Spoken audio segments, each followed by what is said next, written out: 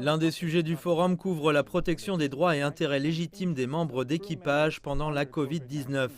De nombreux travailleurs et membres du personnel sont piégés à bord des navires, soit en quarantaine, soit pour d'autres problèmes de sécurité. C'est l'un des nouveaux défis auxquels sont confrontés les pays situés le long de la route maritime de la soie dans l'approfondissement de la coopération judiciaire. Il y a un plus grand besoin de communication entre les différentes juridictions.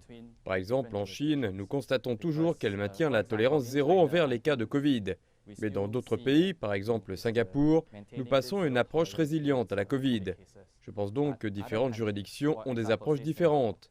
Il est donc urgent que les pays discutent par voie judiciaire de la manière dont nous résolvons le problème. Cela a été repris par un responsable de l'Organisation maritime internationale qui a souligné l'importance du transport maritime pour l'économie mondiale et l'accès des marins aux soins médicaux et à la vaccination. Veillez à ce que les marins soient rapatriés, qu'ils aient accès à des soins médicaux, qu'ils aient un accès prioritaire à la vaccination en étant désignés comme travailleurs clés. Ce sont des facteurs essentiels pour garantir que les gens de mer respectent leurs contrats, que leurs contrats ne sont pas prolongés involontairement et qu'ils puissent travailler normalement et maintenir la chaîne d'approvisionnement mondiale en marche.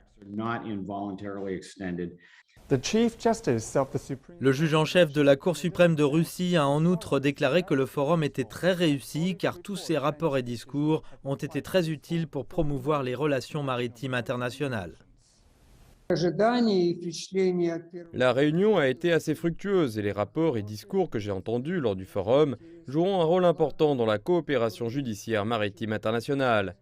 La législation russe sur les questions maritimes couvrira tous les différents cas mentionnés lors du forum, y compris civils, pénaux et administratifs.